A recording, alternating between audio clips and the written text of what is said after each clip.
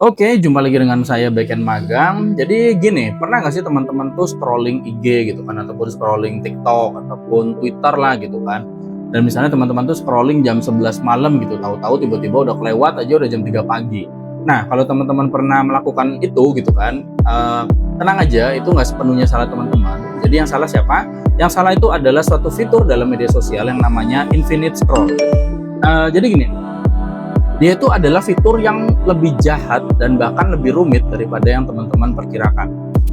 Di balik layar tuh gini, ada pertarungan brutal malah ya antara pagination versus kursor, terus juga prefetching data gitu kan, terus manajemen memori, dan ya sampai ranking feed untuk algoritma rekomendasi. Nah, semua itu tuh supaya apa? Supaya teman-teman tuh nggak pernah bisa berhenti scrolling, gampangannya seperti itu. Nah, hari ini kita bakal bedah bisa-bisan, dan tentunya ini buat teman-teman yang mungkin bukan orang tech akan mendapatkan wawasan baru setelah nonton ini. Dan buat teman-teman yang sama-sama software engineer kayak saya, tentunya bakal relate dengan gimana sih penderitaannya ketika kita bikin fitur seperti ini. Jadi gimana pembahasannya? Tonton video ini sampai habis, dan biar gak banyak cincong, kita langsung aja let's get it on. Please like, share, comment, and subscribe.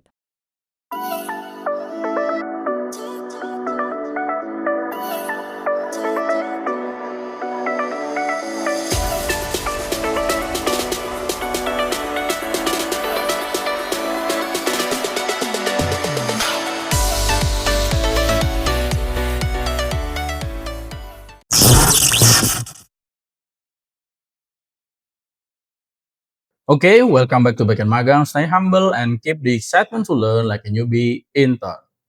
Oke, jadi gini ya, kita langsung aja. Mungkin pertanyaannya itu gini, kok enak ya tinggal scrolling aja gitu tanpa batas?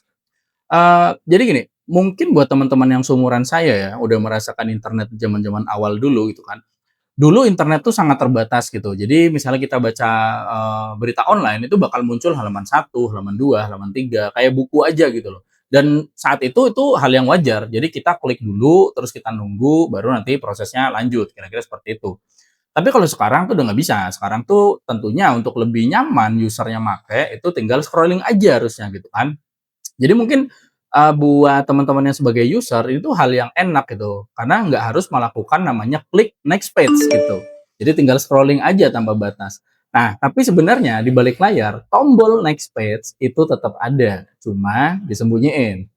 Jadi gini, buat kita para engineer ini tuh bukan sekedar bikin tombol next page tadi itu hilang gitu loh. Jadi di sini tuh justru sistem akan menjadi semakin rumit dan kerjaan kita semakin repot gitu. Karena kan masalahnya gini ya, data di internet itu tuh terus tumbuh, datanya itu hidup gitu loh. Nah, makanya kalau semua orang melakukan scrolling secara berbarengan gitu kan di media sosial, dan tentunya juga postingan baru itu muncul tiap detik, postingan lama tuh bisa tenggelam gitu loh. Dan sistem di media sosial itu harus bisa memastikan postingan yang muncul di layar teman-teman itu sesuai dengan urutannya gitu loh, nggak lompat-lompat, dan tentunya nggak bikin server sampai kebakaran. Jadi, buat kita para engineer itu bahkan jadi timbul pertanyaan baru gitu loh, apakah mau pakai pagination yang klasik aja tapi ada rawan error dengan data yang tidak sesuai, atau mau pakai yang namanya kursor. Jadi, di sini nih bikin lebih konsisten lah untuk datanya itu kan, tapi bikin, query ataupun proses pengambilan datanya itu jadi jauh lebih ribet. Nah, ini yang bakal saya bahas di selanjutnya. Nah, pertanyaannya gini sekarang, ini teman-teman lebih suka yang mana nih? Pagination klasik 1, 2, 3 atau kursor tadi yang menjadi infinite scroll? Nah, mana nih, tim halaman atau tim scrolling? Boleh di komen.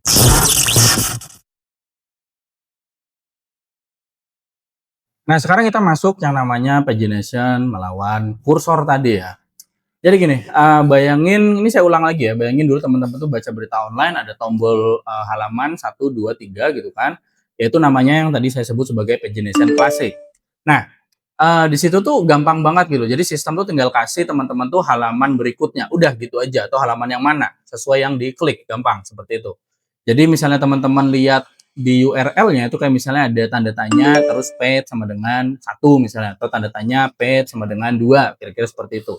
Nah, tapi masalahnya namanya media sosial itu dia bukan kayak buku, bukan kayak koran. Jadi namanya IG, Twitter, ataupun ya TikTok itu kan di media sosial seperti mereka itu, data itu berubah setiap detik. Ada orang posting, ada orang komentar, ada orang yang hapus posting, macam-macam, ada orang yang repost gitu kan. Nah, Akibatnya kalau misalnya kita tuh buka halaman satu terus halaman 2 ya bisa jadi postingannya itu jadi nggak sesuai gitu, bisa hilang gitu, nggak sesuai dengan urutan yang seharusnya gitu loh. Ya kayak gimana ya, kayak bisa loncat-loncat lah untuk urutannya kira-kira seperti itu. Nah ini kan jadi ribet gitu loh. Nah, maka itu dipakailah suatu, paradigma baru yaitu adalah kursor, namanya seperti itu. Nah, bayangin kalau kursor ini kayak teman-teman tuh lagi baca novel misalnya ya, terus, teman-teman tuh kasih sesuatu lah sebagai penanda gitu kan. Jadi nanti teman-teman tuh bukan bilang, halaman berikutnya, tapi teman-teman tuh bakal bilang, "Lanjut dari posisi yang ini ya." Nah, kira-kira seperti itulah kursor. Nah, jadi ini bakal lebih konsisten gitu loh dan ya apalagi ini buat timeline yang real time gitu loh, seperti media sosial yang udah ada di zaman sekarang, kira-kira seperti itu. Nah, tentunya ini kedengarannya mungkin simple ya gitu kan, tapi sebenarnya tuh bikin query ataupun proses pengambilan data ke database itu jadi jauh lebih kompleks. Kalau misalnya pagination yang klasik tadi ya, pagination yang biasa, ini saya sebut dengan bahasa query-nya, itu kita tinggal melakukan namanya offset 10, limit 10, gampangannya misalnya seperti itu. Nah, kalau kita pakai kursor ini, itu tuh kita harus main logika ID, terus kita main urutan waktu, terus kita juga main, penggabungan dengan filter lain gitu kan. Jadi itu tuh artinya gampangannya tuh lebih banyak kode yang terjadi gitu loh, terus juga lebih banyak optimasi dan juga ya ada resiko query-nya itu makin berat kalau kita nggak hati-hati sebagai software engineer. Dan masalahnya itu bukan cuma di database aja gitu loh. Jadi begitu kita tuh pakai kursor ya, berarti sistem tuh harus pintar buat nyiapin data berikutnya, kira-kira seperti itu. Nah, di sinilah itu muncul masalah baru, tantangan baru buat kita para software engineer. Jadi mulai dari prefetching, memory usage gitu kan, terus bandwidth juga. Karena kalau user tuh lagi scrolling gitu kan dan misalnya datanya tuh telat muncul, ya tentunya usernya bakal komplain kan, teman-teman bakal komplain gitu loh. Nah, itulah yang akan kita bahas setelah ini gitu ya. Jadi misalnya teman-teman nih buat teman-teman yang sesama engineer ya, kalau teman-teman tuh sebagai engineer itu lebih sering pakai yang mana nih, pagination klasik atau pakai kursor? Nah, tulis aja di komen biar kita saling berbagi insight.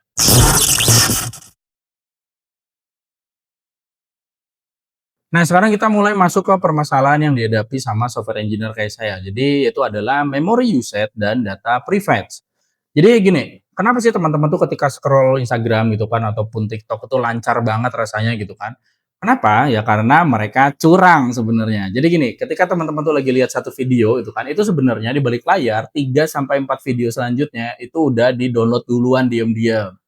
Jadi misalnya pas teman-teman tuh scroll, itu kan kelasnya langsung muncul aja terus, langsung mulus aja munculnya gitu kan. Dan bahkan saya, tergerak untuk membuat konten ini tuh karena ada teman saya yang tanya ke saya gitu kan, "Kok kalau buka IG ataupun TikTok tuh kuota lebih cepet habis ya?" Gitu kan. Ya, sekarang teman-teman juga tahu jawabannya kenapa. Jadi gini ya, di dunia saya sebagai software engineer gitu ya, itu yang disebut sebagai prefetching tadi. Jadi gini, kelebihannya itu gimana? Kelebihannya itu di pengalaman user ya, di user experience itu tuh bakal jadi super smooth lah. Makanya teman-teman tuh scoring tanpa batas terus video keluar aja kecuali internet teman-teman lagi lemot gitu kan. Tapi ya tadi bayarannya itu sangat mahal gitu loh. Ya mulai dari boros bandwidth gitu kan, boros memori di server ya bahkan itu tuh bikin server tuh sangat-sangat kerja keras gitu untuk ngejalanin fitur ini gitu.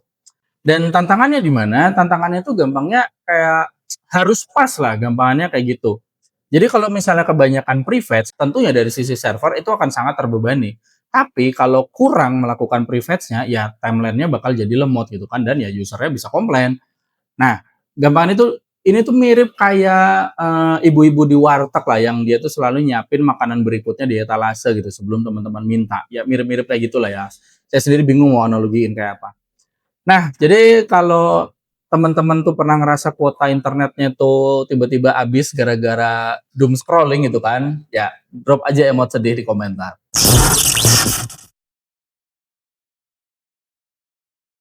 Nah, sekarang kita masuk ke masalah selanjutnya itu adalah feed ranking untuk algoritma rekomendasi. Jadi gini, infinite scroll itu nggak akan ada gunanya kalau isinya itu acak. Tentunya teman-teman sadari itu. Bayangin misalnya teman-teman tuh lagi buka TikTok gitu ataupun Instagram gitu kan, terus videonya itu terlalu random gitu loh, misalnya habis lihat kucing, tiba-tiba tutorial mesin cuci. Terus habis lihat itu tiba-tiba muncul kuliah hukum misalnya gitu. Tentunya teman-teman nggak bakal betah. Supaya teman-teman tuh betah, jadi gini di media sosial itu pakai tentunya yang namanya machine learning gitu kan. Jadi sistem ini bakal belajar apa sih yang teman-teman tonton gitu kan, apa sih yang teman-teman sukai, yang like gitu kan, berapa lama teman-teman nonton, terus video apa yang teman-teman skip gitu kan, apa juga yang teman-teman share gitu kan, ya kira-kira seperti itu. Jadi dari situ tuh sistem bisa membuat asumsi lah kira-kira. Jadi kayak misalnya asumsinya konten apa sih yang paling bikin teman-teman tuh bakal betah dan terus scrolling. Nah, itulah yang biasanya disebut sebagai algoritma rekomendasi. Nah, ini kalau teman-teman mau tahu detail gimana sih bahayanya algoritma rekomendasi itu udah saya bahas di video saya sebelumnya, teman-teman bisa nonton. Nih, marketing nih. Dan percaya atau enggak ya, namanya ranking feed itu untuk algoritma rekomendasi, itu tuh satu yang rumit banget buat kita para software engineer. Jadi kita tuh nggak cuma ngelihat dari engagement ataupun ya skor ataupun jumlah like yang ada aja gitu, tapi juga kita tuh ngelihat waktu postingnya gitu kan, terus seberapa relevan ini sama minatnya teman-teman gitu kan sebagai user. Bahkan ya kita juga melakukan yang namanya eksperimen atau A/B testing gitulah, untuk nguji algoritma mana nih yang bisa sesuai. Jadi algoritma yang beda-beda tuh kita ujikan gitu loh. Dan ingat, ini tuh bukan sekali aja sehari, tapi itu terjadi setiap teman-teman melakukan scrolling. Itu yang jadi masalah. Nah, karena ya tadi, kenapa seperti itu? Karena gini, timeline itu kan selalu berubah-ubah gitu loh dalam hitungan detik. Bayangin aja gini ya, misalnya teman-teman tuh punya DJ lah, punya DJ pribadi yang dia tuh udah tahu banget lagu apa yang bakal bikin teman-teman tuh joget gitu kan. Tapi sebenarnya di balik layar, kalau di media sosial tuh ada ribuan DJ yang lain itu kan yang lagi rebutan tuh biar lagunya tuh diputar sama teman-teman, kira-kira seperti itu. Jadi timeline ini tuh hasil kompetisi yang sengit lah antar ribuan kandidat postingan seperti itu. Yang semua itu pengen nongol di layarnya teman-teman. Makanya kalau mau makin paham dengan teknologi seperti ini gitu kan, terutama dalam software gitu ya, ya like dan share punya saya gitu, biar nanti rekomendasinya nongolnya itu konten saya gitu, marketing lagi ya. Jadi gini, menurut teman-teman nih algoritma rekomendasi ini banyak manfaatnya atau justru bikin kecanduan aja gitu? Nah, silakan tulis di komen, jahat atau bermanfaat nih.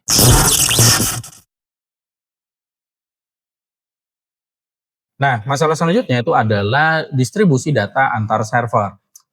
Jadi gini, pernah nggak sih teman-teman tuh mikir kenapa sih kok timeline-nya teman-teman tuh bisa langsung update itu dalam hitungan detik, padahal ada miliaran user yang pakai media sosial yang sama dengan teman-teman yang tersebar di seluruh dunia, yang bahkan lagi scrolling bareng sama teman-teman. Jadi gini, kenapa bisa seperti itu? Karena gini, karena itu tuh datanya, data-data posting itu tuh nggak pernah ditaruh di satu server raksasa aja gitu. Jadi data-datanya itu disebar ke berbagai server di berbagai negara, kira-kira seperti itu. Jadi misalnya teman-teman buka Instagram itu dari Jakarta, itu bisa aja datanya itu diambil dari server terdekat, ya misalnya di Singapura gitu, biar apa ya, biar lebih cepat, makanya kayak gitu. Jadi gini, di balik itu tentunya juga ada namanya teknologi caching gitu ya. Jadi caching itu kayak data sementara supaya lebih cepat diakses. Terus juga ada yang namanya sharding, jadi data tuh dipecah-pecah ke berbagai server dan juga ada yang namanya replication. Jadi itu tuh kayak ada cadangan di tempat yang lain, gambarnya kayak gitu. Jadi data postingan itu yang teman-teman lihat gitu kan, itu tuh bisa aja datanya itu ada di Singapura gitu kan, terus backupnya itu ada di Eropa, terus mirroring datanya ada di Amerika. Nah, kira-kira seperti itu. Nah, tantangannya pada sistem buat kita para software engineer itu adalah sistem tuh harus bisa tahu ambil data dari server yang mana supaya lebih cepat gitu loh dan datanya itu tetap konsisten. Nah, kalau misalnya salah pilih ya tentunya datanya bakal telat gitu datangnya dan ya malah mungkin bisa nggak sesuai dengan urutan yang seharusnya. Kira-kira seperti itu. Jadi ya scroll yang kelihatannya simpel gitu ya, itu sebenarnya tuh kayak misalnya teman-teman tuh bilang, "Lanjut," gitu, ke ribuan server yang ada di seluruh dunia. Lalu nanti mereka tuh harus, main musik bareng kayak orkestra simfoni lah, kira-kira seperti itu. Nah, kalau ada satu aja yang fales, nah teman-teman tuh bakal lihat yang namanya icon loading muter-muter, kira-kira seperti itu. Nah, kalau misalnya teman-teman pernah ngalamin delay nih ya saat lagi scrolling tuh dia loading gitu kan, ya komen aja, "Lanjut," kayak gitu.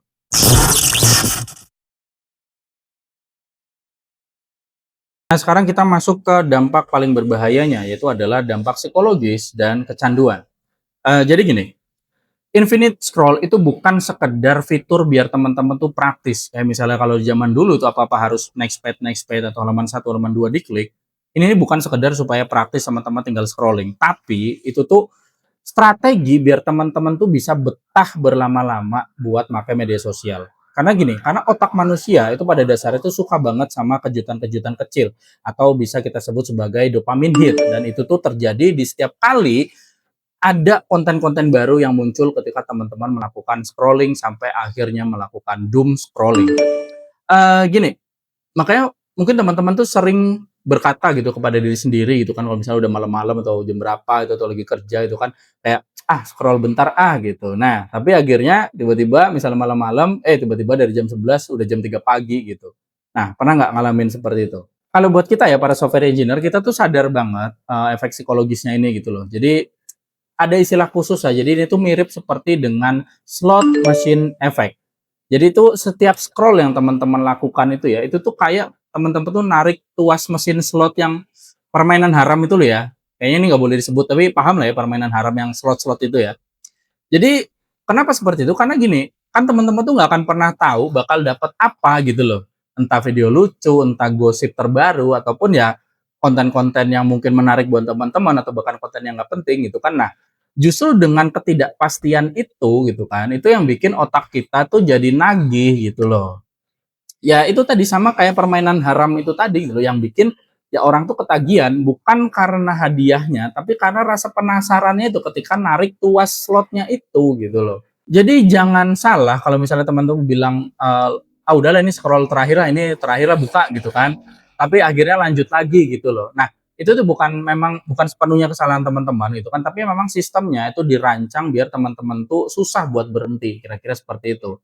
Dan yang lebih gilanya lagi tuh gini, semua ini tuh bukan kebetulan gitu loh. Jadi dari pagination, kursor, terus private, sampai ya feed ranking tadi buat algoritma rekomendasi, sampai ke distribusi servernya gitu kan. Semua itu ya dirangkai satu demi satu itu kan supaya itu tuh bikin teman-teman tuh terus scrolling tanpa sadar dan sampai akhirnya melakukan doom scrolling kira-kira seperti itu. Dan itu yang bakal jadi kesimpulan terakhirnya nanti. Jadi gini, kalau misalnya teman-teman tuh pernah gitu kan, berkata pada sendiri-sendiri, "Ah, ini buka ah, dikit lagi lah gitu, dikit lagi berhenti," itu kan, tapi akhirnya lanjut terus sampai berjam-jam. Nah, sekarang lakukan pengakuan dosa di komentar dan segeralah bertobat, kira-kira seperti itu. Oke, jadi kita udah sampai ya tadi di titik paling personal dan berbahaya, yaitu adalah efek psikologis itu kan yang bikin ya kita tuh susah lepas dari media sosial gitu kan. Nah, sekarang mari kita tarik, benang merahnya lah ya. Jadi sekarang harusnya teman-teman udah sadar ya namanya infinite scroll itu bukan sekedar trik user interface aja ataupun user experience aja gitu loh. Ada yang namanya ya perang pagination versus kursor tadi gitu kan, terus juga ada prefetching yang kelihatannya tuh kecil tapi boros resource di server gitu kan, bahkan di bandwidth yang dipakai teman-teman gitu kan. Terus juga ada ranking algoritma yang buat rekomendasi tadi gitu kan, itu tuh juga super kompleks dan, ada distribusi server yang secara global gitu kan biar, feed-nya yang di timeline teman-teman tuh bisa tampil dengan tetap lancar, kira-kira seperti itu. Dan yang terakhir ya tentunya tadi ada efek psikologis yang sengaja memang dipicu biar teman-teman tuh jadi kecanduan dengan media sosial. Jadi gini, next time kalau teman-teman sadar udah scrolling TikTok ataupun Instagram itu kan udah 1 jam tambah berhenti, ya inget-inget lah ya, itu bukan kebetulan. Itu tuh hasil kerja ribuan engineer yang bekerja di situ, itu kan terus jutaan server dan tentunya ya ada algoritma rekomendasi yang percaya atau tidak, algoritma ini lebih kenal diri teman-teman daripada teman-teman sendiri. Jadi kalau misalnya teman-teman tuh sering kena jebakan infinite scroll tadi ya, sampai melakukan doom scrolling gitu kan, ya coba tulis di komentar apa sih yang bikin teman-teman tuh kecanduan, kita berbagi insight dan curhat di sana. Dan misalnya teman-teman tuh pengen nih saya bahas lagi rahasia-rahasia di balik fitur-fitur yang ada di media sosial ataupun software yang lain, ya silakan klik like dan share tentunya ke temannya teman-teman yang mungkin sedang terkena jebakan infinite scroll tadi itu kan, dan tentunya juga subscribe dan nyalakan lonceng biar nggak ketinggalan. Jadi kira-kira gitu aja dari saya. Thank you for watching. Salam back and maga.